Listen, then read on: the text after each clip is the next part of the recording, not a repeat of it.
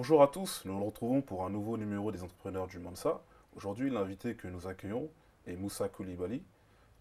C'est le monsieur qui avait organisé justement le salon des entrepreneurs des Maliens à Paris en mars 2016.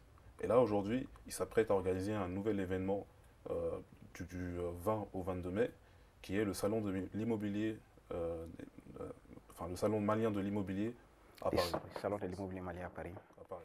Et donc, la deuxième aujourd'hui, édition. justement, euh, enfin, nous l'accueillons justement pour qu'il puisse nous parler un peu plus de ce salon-là. Bonjour Moussa Koulibaly. Bonjour, M. Wagé. Bonjour. Justement, vous avez pu organiser différents événements, dont, comme je l'ai dit plus tôt, le salon de l'entrepreneuriat des Le Maliens de entrepreneur France. malien en France. Et donc là, aujourd'hui, je voudrais savoir justement, qu'est-ce qui vous a amené à organiser ou à créer le salon de l'immobilier des Maliens à Paris, en France. Je suis promoteur d'une agence événementielle, une agence événementielle Ethic Agency, qui existe depuis 2014, qui conçoit, met en œuvre et produit des événements à la demande des institutions, à la demande des entreprises, à la demande de la communauté tout court, ou sinon, nous voyons qu'il y a dans un secteur ou un autre où il y a un besoin de communiquer, nous communiquons. Nous créons l'événement, nous le mettons D'accord, en donc œuvre. vous avez décelé un besoin dans la communauté malienne pour ce type d'événement, en tout cas pour l'immobilier. C'est surtout ça, c'est pourquoi le premier événement qu'on a organisé, c'était le salon de l'immobilier malien, le salon de l'immobilier.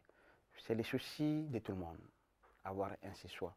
Certains prennent le courage aujourd'hui d'avoir euh, un patrimoine foncier en France ici, certains, mais la majeure partie des cas, c'est avoir un patrimoine foncier dans les pays d'origine au Mali, un pied-à-terre ou pour un avenir.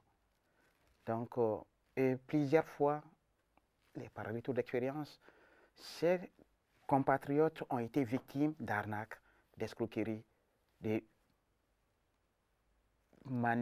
manière ou d'une autre quand même. Ils se rendent compte que le besoin pour lequel ils avaient investi n'est pas au bout.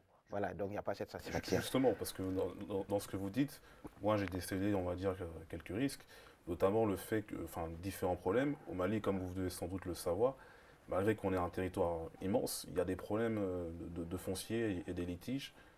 Justement, qu'est-ce que, on va dire, votre événement peut apporter pour éviter ce type de problème? L'événement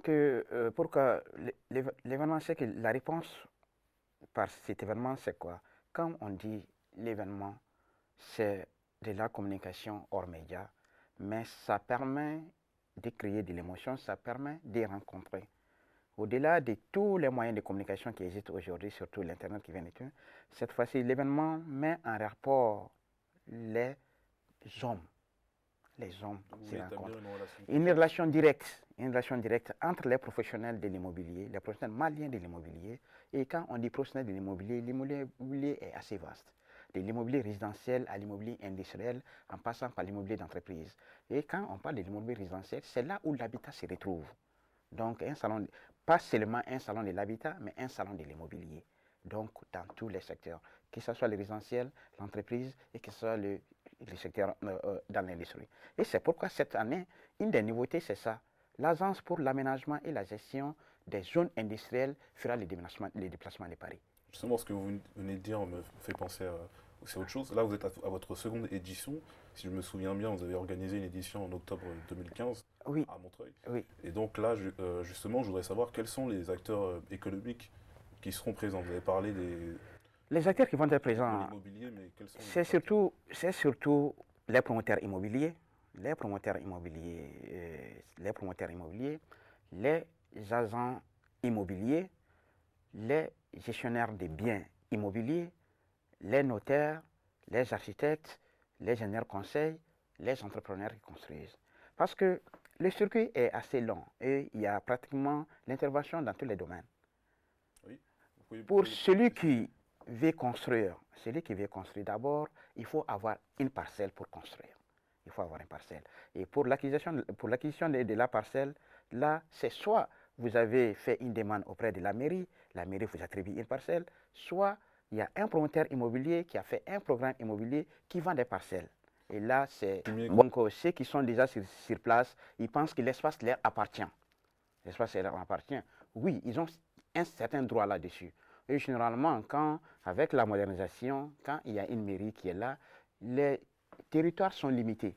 Les territoires sont limités et généralement, on voit avec les habitants qui existent déjà quelle est leur part et quelle est la partie qui est gérée par la collectivité qui est assise, par exemple la mairie. Ça, ce sont ces cas. C'est pour éviter surtout des conflits pareils que je préfère et que je pense que la meilleure manière de traiter, de commercer, c'est de commercer avec des professionnels.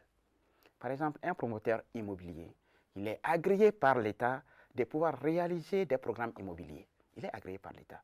Donc, la parcelle ou les programmes qu'il met en œuvre est garanti tout. D'abord, ça garantit au niveau sécuritaire. au niveau sécuritaire. Est-ce que dans votre salon, on peut acquérir des territoires ailleurs qu'à Bamako? Si, parce que cette fois-ci, il y a un promoteur immobilier qui est installé à Caille.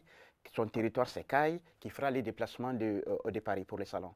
Donc lui, il proposera des parcelles ou des programmes immobiliers qu'il est en train de réaliser à Caille. Et c'est important là-dessus, il faut les savoir. Ensuite, il y a une autre difficulté qu'il faut souligner. La difficulté, c'est si on veut construire, faire des réalisations très loin des villes, des grandes villes, de la capitale, c'est un pays désenclavé, un pays enclavé, donc les moyens de communication sont difficiles, les routes, ça n'existe pas, ça augmente les prix de la construction. Donc parce que si, par exemple, si on est à Caille et qu'on est très loin des Cailles, il faut tout amener des Cailles, et là, ça va augmenter le prix. Comme le pays est très centralisé, et quand on veut se décentraliser, ça va donner un coût supplémentaire à cause des infrastructures. Bon, oui, d'investir. Oui. L'État doit passer d'abord avant les hommes. L'État doit passer d'abord avant les particuliers. Par exemple, construire à Ségou aujourd'hui, ça ne pose pas de problème. Avec les infrastructures qui existent déjà, on peut aller construire à Ségou. Et de plus en plus, Ségou devient une ville importante. En termes de grandes villes, ça ne pose pas de problème. Mais si on veut aller au village, c'est ça que ça devient plus compliqué. D'accord, là je voudrais qu'on revienne un peu sur le salon.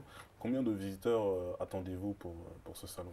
La première édition qu'on a faite l'année dernière, en octobre 2015, ça s'est fait en octobre 2015 parce que c'était initialement prévu en juin 2015.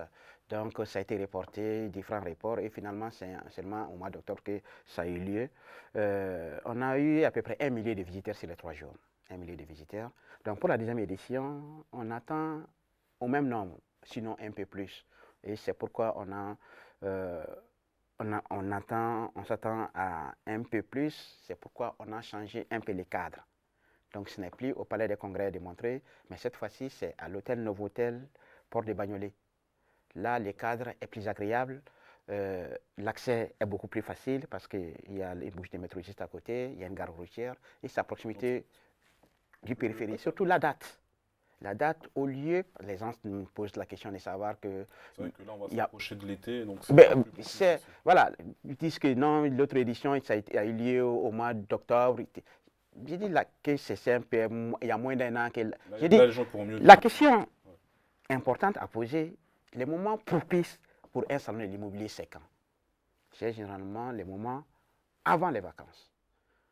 Avant les vacances, parce que les gens préfèrent rencontrer les professionnels immobiliers, prendre des contacts avant d'aller en vacances. Personne ne signe un programme, un contrat sur une maison, une parcelle, avant de faire la visite physique.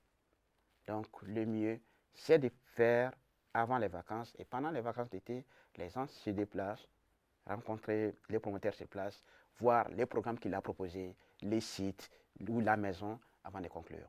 C'est pourquoi le choix est pris à cette date du mois de mai. Et vous, quelles sont vos attentes personnelles par rapport au salon que vous allez organiser dans une semaine? Moi, en tant qu'organisateur d'événements, les challenges, c'est quoi? C'est de pouvoir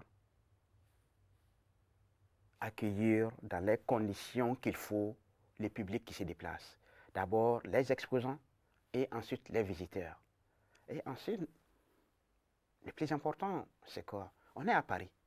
Paris est une capitale reconnue mondialement par le nombre d'événements, de salons qu'on organise.